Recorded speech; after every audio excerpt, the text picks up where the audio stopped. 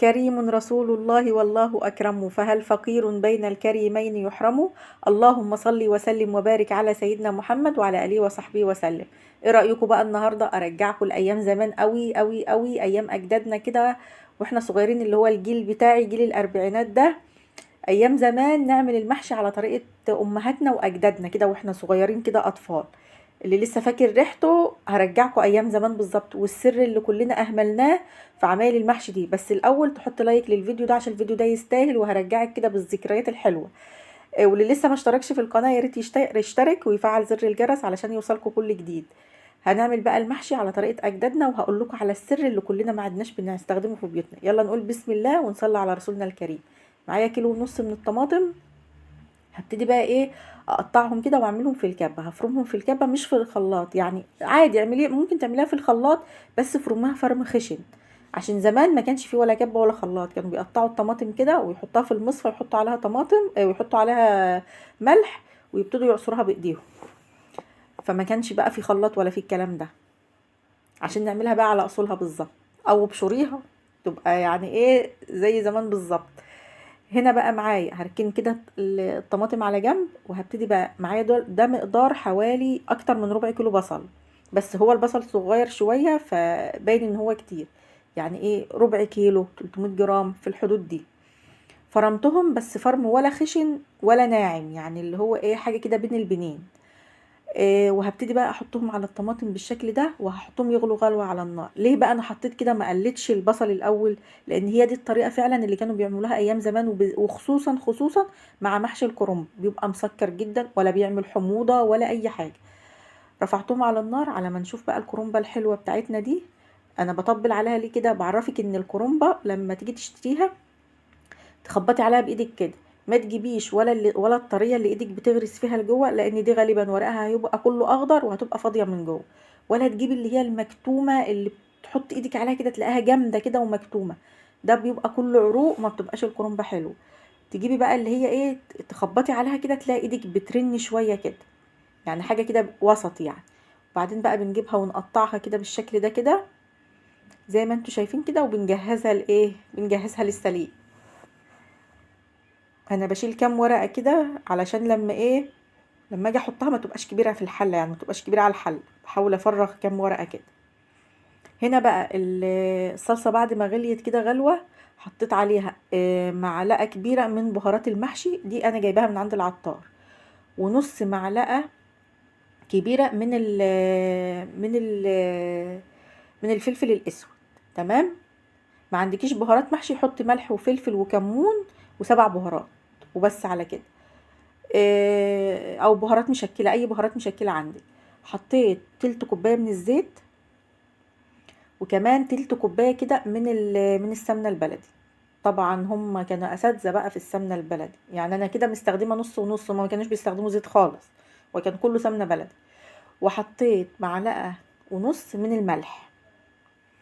تمام. بس احنا برضو ما عدناش نستحمل السمنه الكتير، يعني انا بنحط نص ونص، شغالين على كده. وحطيت كمان معلقه صغيره من السكر. السكر ده عشان الحموضه بتاعه الطماطم، كمان بتدي تسكيره حلوه كده في خلطه المحشي.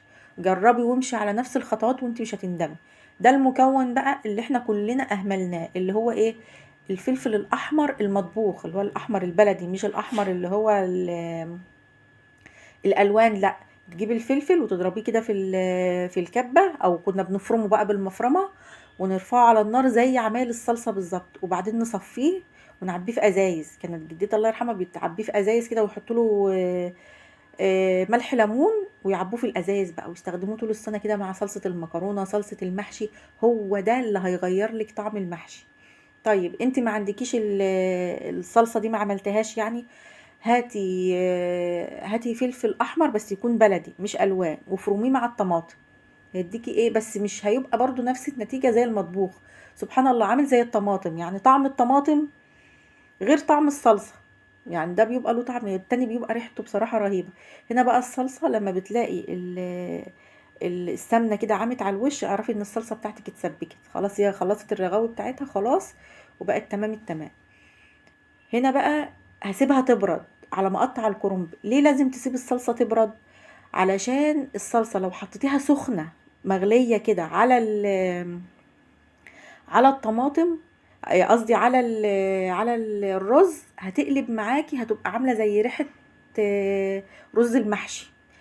اهم خطوة انك انت تسيبي الصلصة تبرد على قد ما تقدري.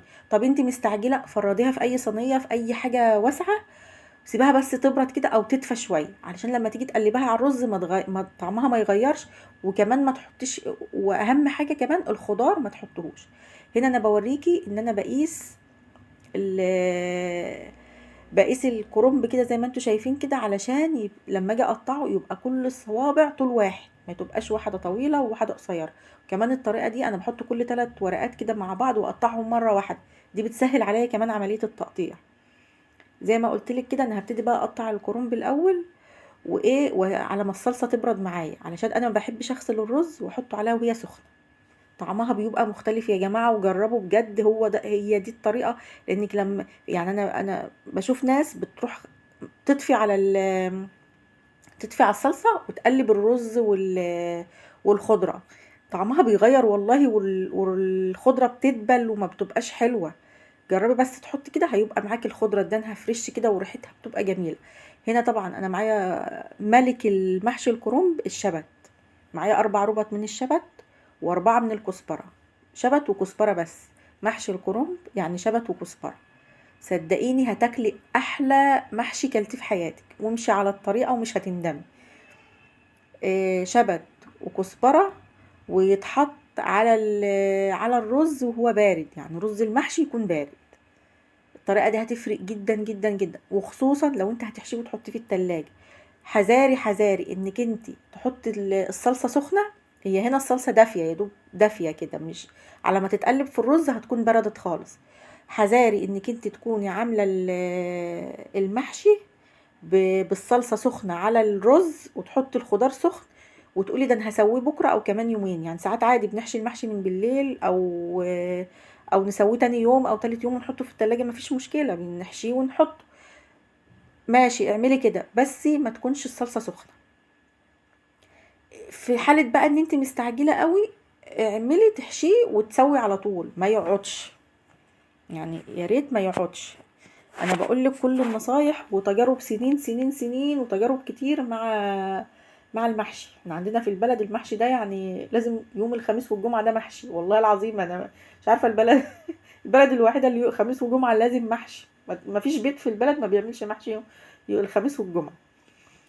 هنا بقى بقلب بقى الخضرة، شايفين بقى كلها فريش وجميلة ازاي، عكس بقى انتي لو حطاه والصلصة سخنة، هتبص تلاقي الخضار معاكي دبل وريحته غيرت، والصلصة ريحتها غيرت. طبعا شايفين الخضرة فريش وجميلة ازاي، وريحتها طبعا كمان بتكون مختلفة. احنا بقى في البلد متعلمين المحشي من واحنا صغيرين، انا متعلمة المحشي ده وانا في 5 ابتدائي. ليه بقى؟ لان احنا عندنا كان زمان كده لما يكون عندنا افراح كانت بتتعمل في البيوت، خطوبة او فرح كده كان بيتعمل في الشارع وكده. فكان بقى اللي بنأكل يعني في المعازيم وكده، فاحنا اللي كنا بنعمل الاكل، نعمل كده من كل نوع محشي 5 6 حلل كده، من كل نوع، خلي بالكم. فهنا بقى انا بحط حطيت كده العروق بتاعه الشبت، وفوق منها عروق من الكرنب، اللي هو الورق التخين. ما تحطيش ورقه كده خضرة وتكون ناعمه، لا، عشان هتتلسع منك بسرعه. لا، حطي تكون عروق تخينه كده، ونبتدي بقى نحشي. وكنا بقى نروح البنات بقى، هحكي لكم بقى الباقي. البنات بقى كنا نروح نحشي، يبيتوا علينا من بالليل كده، نروح نساعد جيراننا اللي عندها فرح، اللي عندها فرح واحده صاحبتي، فرح بنت خالتي، خطوبه بتاع، كنا نعمل احنا الاكل. فاحنا بقى البنات كانت شغلتها المحشي، تحشي تغسل مواعين كده. انما الستات الكبار كانوا يعملوا بقى البشاميل، الرقاق، الكفته، الحاجات دي. انما احنا البنات بقى اللي هو سن اعدادي وثانوي ده، كان احنا علينا نقعد بقى نحشي بقى ونتفنن بقى. وكل ما تكون الصباع المحشي بتاعك رفيع، كل ما تكون انت شاطره، كل ما يكون ماسك جامد كده يبقى انت شاطره. كان عيب قوي لو بنت ما تعرفش تحشي. انما دلوقتي والله العظيم متجوزين وما بيعرفوش اي حاجه عن المحشي اصلا. يلا اجيال بقى. هي دي بقى زي ما قلت لكم، هي دي بقى الطريقه الاصليه، يا ريت تجربوها وبجد على ضمانتي، ومش هتندموا ابدا ان انتوا هتجربوا الطريقه دي، لانها فعلا حلوه وان شاء الله هتعجبكم قوي قوي قوي. ويا ريت اللي بيعمل، اللي كان جدته او امه بيعملوا المحشي بالطريقه دي، يا ريت يقولوا لي. هنا بقى انا ولعت النار، ويا ريت النار تكون مناسبه، تبقى في نص حله المحشي من تحت، يعني النار ده انا حطها على العين المتوسطه، ولا الصغيره ولا الكبيره. لو حطيتي حلة بالذات الكرنب، لو حطيتيه على على عين البوتاجاز الكبيرة، يعني في ناس تبقى مستعجلة تقول لك هحطه على العين الكبيرة. العين الكبيرة الحلة هتغلي من حوالين من الجناب بتاعة الحلة من بره، وقلب الحلة مش هيوصلوا نار، فهيبتدي بنقول عليه مبشن او ما بيبقاش مستوي، فلازم النار تبقى في نص الحلة كده، وبسيبها ربع ساعة تغلي. وطبعا ما بزودهاش الشوربة على الاخر لحد الصباع اللي تحت، لحد بسوى نص الصباع اللي على الوش كده، او الصباع اللي تحت، تمام، الرصة اللي تحت يعني. واسيبها تغلي لمدة ربع ساعة، وبعد ربع ساعة بهدي عليها تستوي. بتقعد على النار قد ايه؟ بتقعد ساعة. حلة المحشي بتقعد ساعة على النار عشان تستوى كده بمزاج، وتعامليها معاملة الرز، تغلي غلوتين، 10 دقايق ربع ساعة، وتقلب وتهدي عليها النار. وبعدين كل 10 دقايق تديري الحلة. لازم كده، لازم تديري الحله من اليمين للشمال ومن الشمال لليمين، يعني ايه، تلف الحله كده على النار كل 10 دقايق زي ما تكوني بتسوي حاجه في البوتاجاز وبتديري الصينيه في البوتاجاز. برضو حله المحشي والرز لازم تعملي كده. وهنا بقى انا كنت سويت الفراخ ودخلتها الفرن كده، اتحمرت، حطيت لها معلقه عسل على معلقه صلصه كده، ورشه من الفلفل الاسود وحطيتهم تحت الشوايه. وكده يا رب الفيديو يعجبكم وتكونوا استفدتوا منه. وما تنسوش بقى تعليقاتكم الحلوه ولايكاتكم الحلوه، واللي بيعمل المحشي بالطريقه دي يقول لي. ويا رب تعملوا كل حاجه حلوه وانتوا في احسن صحه واحسن حال. واشوفكم في فيديو جديد، وان شاء الله يا ريت فيديوهاتي تكون خفيفه عليكم. والسلام عليكم ورحمه الله وبركاته.